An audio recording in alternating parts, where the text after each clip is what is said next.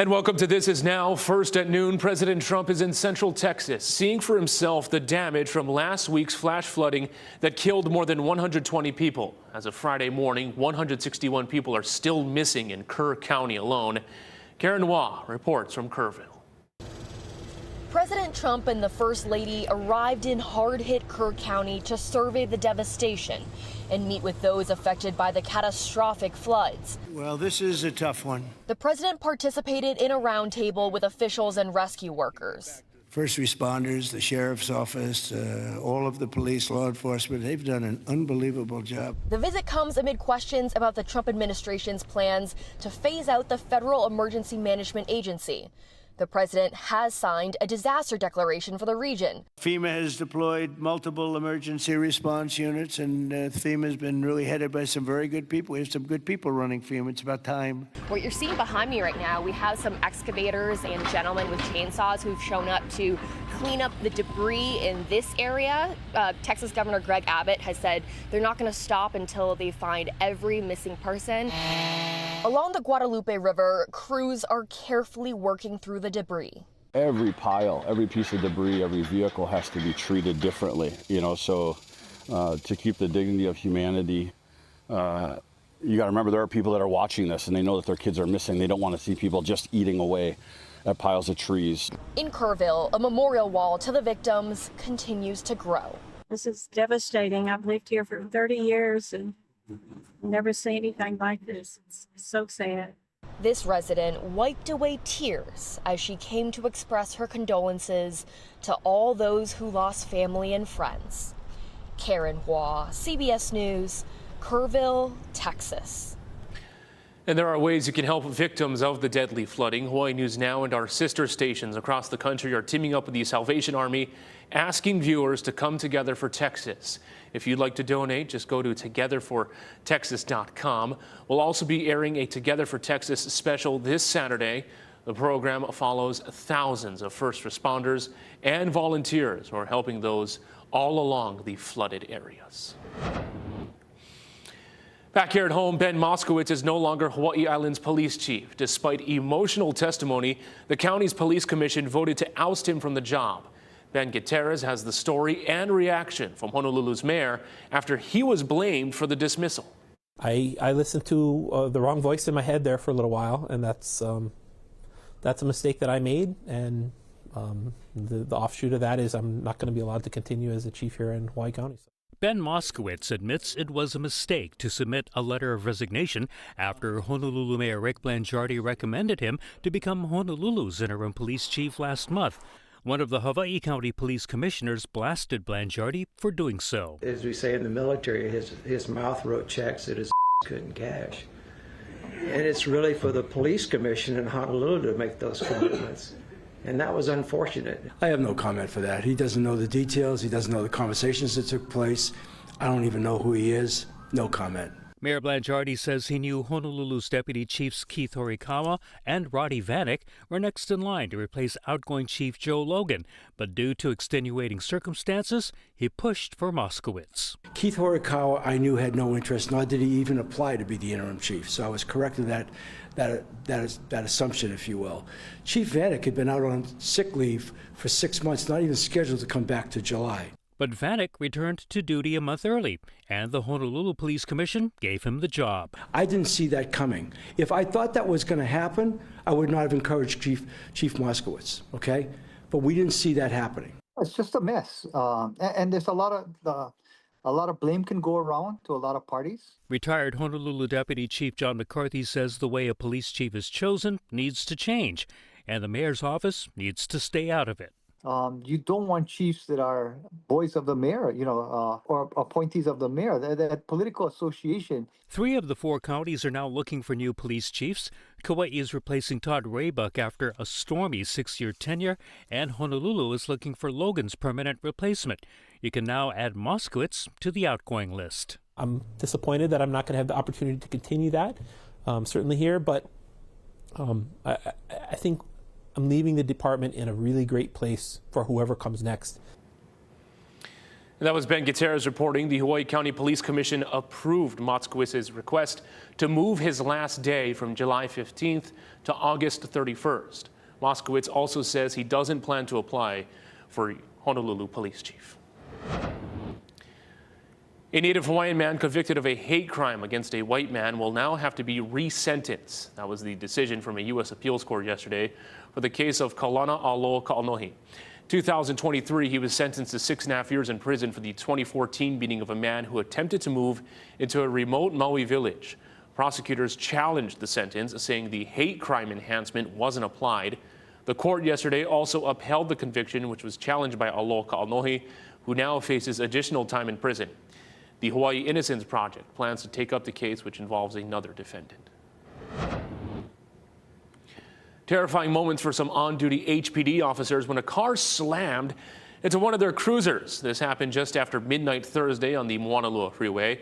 Those officers had been clearing a traffic hazard at the time. They were not hurt, and the driver suffered minor injuries. HPD says this should be a good reminder to slow down when approaching flashing blue lights. Well, East Maui residents say broken emergency call boxes along Hana Highway is a serious public safety concern because there's no cell service. Our Chelsea Davis found out what the state is doing instead. If you're driving out to Hana in rural East Maui, be prepared for 620 curves, 59 bridges, and spotty cell service. There are these emergency roadside call boxes along the 52-mile route, famously known as the Road to Hana, but none are working. We've really shouldered the burden, forcing locals to become first responders when tourists get stranded when their cars break down. We do have to render aid very often as East Maui residents, kind of standing in the place of emergency services, helping visitors like transport to areas where there is cell phone reception. Most times, only East Maui residents know where those reception areas are. You got to be at the right spot on that highway to pick up cell service, or stand on a rock with one hand up on a tree and one leg up and don't move, because you'll have that one bar that's going to make or break that call. We started Hana Highway regulation in 2017. East Maui resident Kamalani Pahukua came across Kupuna just a few weeks ago. At about 10 p.m. stranded on the side of Wailuaiki Road with no call boxes working. It's a really scary scenario for some people. Even visitors say it's a hazard. A dangerous thing for people that aren't from the area, having a rental car, not sure how to get a hold of them if something does happen. I know that we didn't have any cell service on the way through, and there's a lot of curvy roads, a lot of one-way bridges, a lot of other traffic. Transportation officials say there are about 10 call boxes within a 20-mile stretch, but confirm they haven't been working in years. They've been out of service since 2020. Sniffen says it's too expensive to maintain. It cost us $500,000 to reinstall them, and another $200,000 per year to keep them maintained. So they're taking them out completely. Because most people now own cell phones, the state started removing emergency roadside call boxes over a decade ago. But they're now looking at other alternatives for Hana Highway, like installing Starlinks and fiber optic cables into the road itself. We're working with them now to make sure that we can prove the technology, but also schedule out the crews that would come out and install the work. A timeline hasn't been set yet, but cell service along the entire route is coming soon. Chelsea Davis, Hawaii News Now. The Coco Crater Tramway is back open after an 8-year-old boy was critically injured at the summit this past weekend. A 20 to 40 feet shaft where he fell is now blocked by wood, caution tape, and signs. The fire department says so far this year, Coco Head has the most rescues, surpassing Diamond Head, which last year was #1. Before yesterday's reopening, hikers were seen ignoring closure signs. You want to pick a trail that matches your fitness level, your hiking capability, and also make sure that it's legal. So DLNR has a great website where you can check out what trails are legal and maintained. That's the first thing. Don't hike alone. So far this year, Diamond Head came in #2, followed by Lulumohu at Nu'uanu and Ka'au Crater. The Ehukai and Lanikai pillboxes, along with Manoa Falls, are tied for 5th.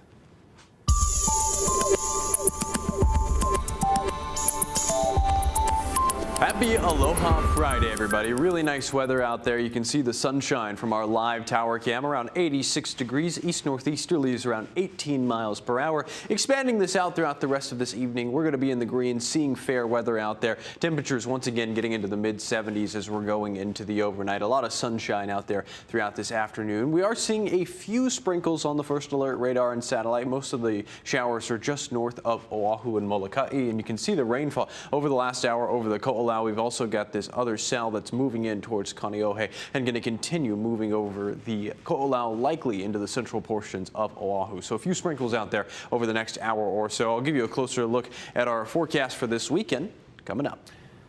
Thank you, Drew. Coming up, new conflict in California over the president's immigration crackdown, the clash with federal agents. Plus, fresh produce, farm animals, and a ton of fun. A look at this weekend's farm fair in Central Oahu.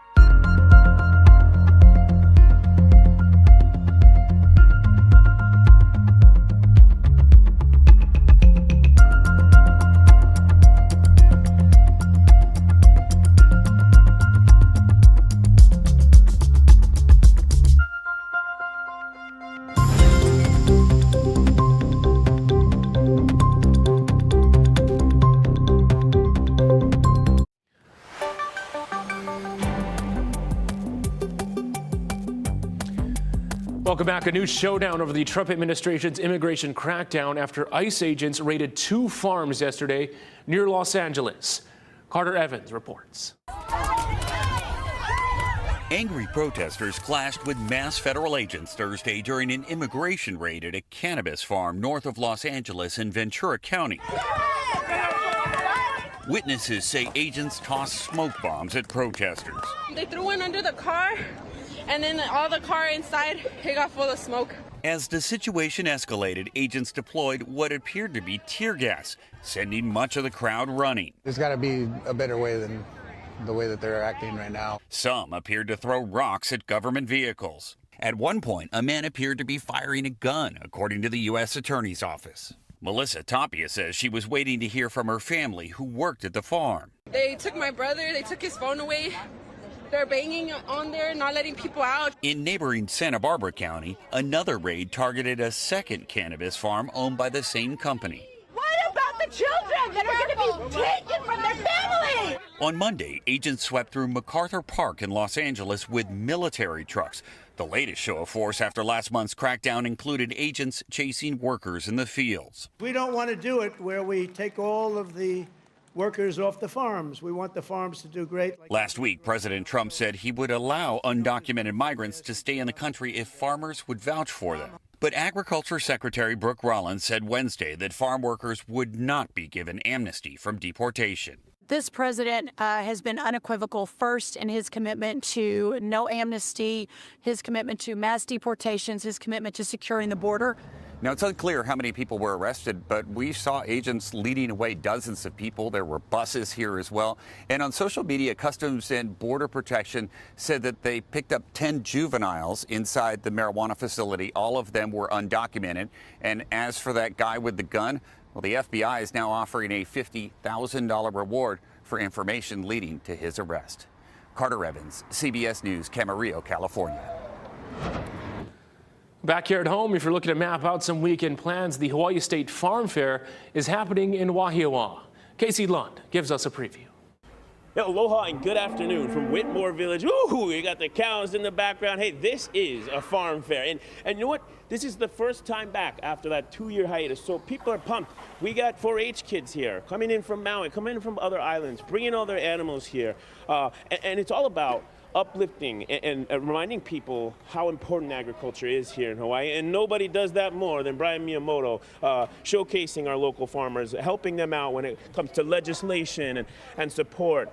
I want to talk to you about what it means to be back after 2 years and what it means to be here at Whitmore Village. This is the place to be.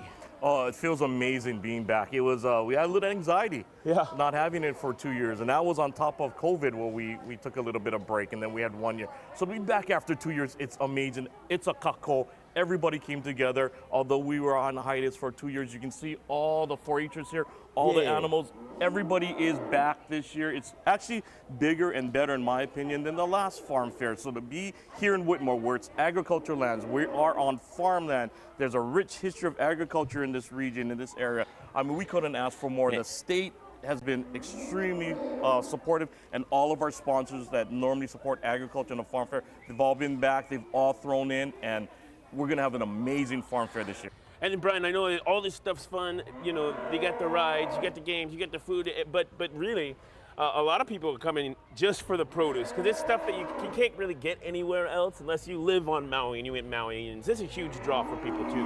Absolutely. One of the biggest draws is our fresh produce. This is direct from the farms. The Farm Bureau members are donating the produce. We're getting it from the neighbor islands. We're getting stuff like Maui onions and limes from Maui and papaya from Hawaii Island. We've got corn, we've got melons from Kauai, we got watermelons here from Oahu, we got carrots, eggplant, there's a ton, tomatoes. Lots of farmers came through, they're donating. We got a big come early, because as you know, that fresh produce, like at your farmer's market, it goes out early. So early in the morning, we're gonna restock again on Sunday, but Saturday morning at 9 o'clock when we open, plan to be here, because that produce and that plant sale, the last time we had our farm fair, that plant sale line went really far. So people come just for the produce and the plant sale also. Yeah, and you bring all the reminders, bring sunscreen, bring water, make sure that you're keeping your family safe and enjoying it at the time out here, and be patient coming in. There'll be a little bit of traffic, but Brian, I want to thank you so much, not just for being with us today, but all that you do for the folks that again, like I said, raise our crops, that feed us, that take care of our livestock. It's hugely important, and that's what this is all about. And of course, just a lot of fun. So last reminder, 9 a.m. to 7 tomorrow, 9 a.m. to 5 on Sunday. Free for keiki, $5 for adults, free parking. Get on out here to Whitmore Village. Yeehaw! We're going to send things back into the studio. Yeehaw indeed, Casey. Stick around. Coming up after the break, we'll walk you through our first alert forecast and tell you what we're tracking this weekend.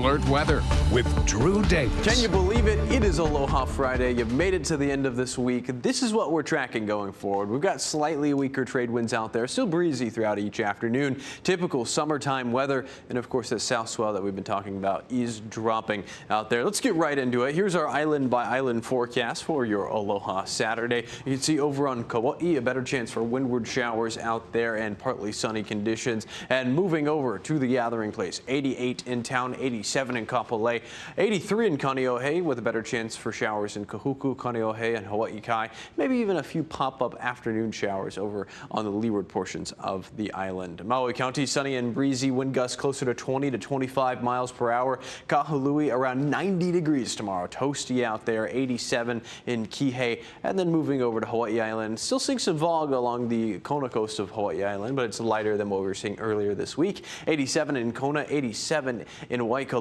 85 in Hilo. Showers are likely and partly sunny out there and breezy on the northern portions of Hawaii Island. Still seeing winds the strongest during the afternoon. A quick look at our first alert futurecast as we're going forward. This is this evening. Some windward showers out there. A better chance for rainfall in the overnight and early morning tomorrow. Drying out a little bit throughout Saturday afternoon, but you could still see as we're going into Saturday afternoon, this is around 3 p.m. We're still seeing some of the models putting out showers during the afternoon. Slightly weaker trade winds. We could see a better chance for rainfall out there on Saturday and Sunday, but overall very typical trade wind weather out there. Your surf and shoreline forecast: north and west facing shores around 1 to 3, and small in town. That small boost is getting a little bit smaller. East facing shores rough and choppy around 4 to 6 because of these breezy trades. That forecast is for this afternoon. We're still tracking how dry the brush is out there. We're at 578 on the KBDI, the Keach Byram Drought Index. This just measures how dry the brush is outside. Typically for this time of year, around 566. We're a little bit above that. And once we get to that 600 number, that's when the National Weather Service, once the winds are strong enough, will issue red flag warnings and fire weather alerts. A quick look at our first alert windcast: between 15 to 25 miles per hour for this afternoon. Again, breeziest parts of the state typically over in Maui County. 14 mile per hour winds in town tomorrow, so slightly weaker out there. And here's a quick look at your first alert 7-day forecast. Mahalo to Events for sending in this photo of Waimea Bay. Friday, mostly sunny, partly cloudy to partly sunny this weekend, and then really nice weather going forward throughout next week. And of course, UH researchers are warning that by the year 2050, Waikiki's storm drainage system could fail. That's due to heavy rain and sea level rise. I took a look at what this could mean for Hawaii's main tourism hub. We found that by 2050, only 25 years from now, up to 70% of the Waikiki area will lose drainage during a typical rainfall event, a similar rainfall event to the one that we modeled. Sea level rise is a threat that Hawaii knows well. Most notably, we think of coastal erosion and impact to property, but a new study shows it could bring widespread impacts to one of Hawaii's busiest tourist destinations, Waikiki. The science of sea level rise is a proven fact because we've had satellites for 25 years that map the sea surface every 10 days across the whole planet. They have shown that sea level is rising, first of all, and that the rate of global sea level rise has actually doubled. This new study from UH Manoa connects sea level rise to heavy rainfall events here in the state, which, when combined, could lead to contaminated water in the streets of Waikiki. As we have higher sea levels projected into the future, compounded by larger, more frequent, intense rainfall events, we can expect to see more storm drainage failure and flooding in Waikiki.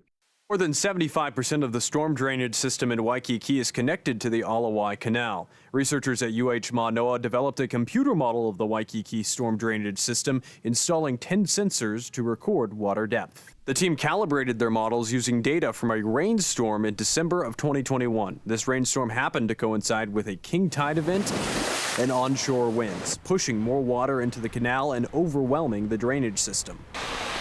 Right now, the researchers have determined that rainfall is the dominant driver of drainage backflow. As sea levels continue to rise, tidal flooding becomes more prevalent, putting more stress on the drainage system, potentially leading to backflow just due to high tides. Though 2050 might seem like a distant future, realistically, infrastructure takes many, many years to plan, rebuild, refurbish. And so now is the time that we need to be thinking about how to retrofit or redesign the storm drainage infrastructure in Waikiki. And a changing climate doesn't only lead to higher sea level, it also leads to more intense rainfall. A warmer atmosphere holds more moisture, meaning heavy rainfall events are expected to become more common. This research aims to inform city officials so that they can be better prepared in case of widespread drainage failure. You can also find a link on our website to their model data and see for yourself the areas expected to be impacted over the next 100 years. Thank you so much, Drew. Well, still to come, happy 7-Eleven Day. And the convenience store chain is offering a refreshing deal. We'll explain.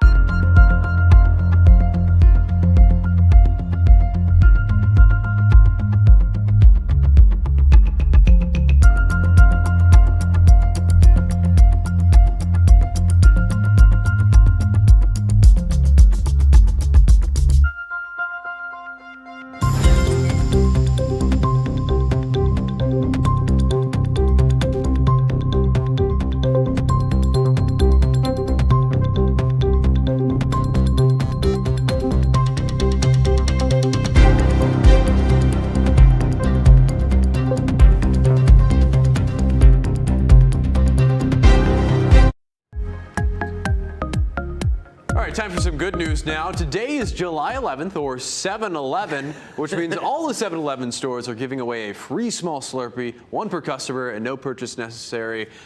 We got to get to 7-Eleven, Mark. Right? We got to go. Happy Aloha Friday, everyone. Enjoy your weekend.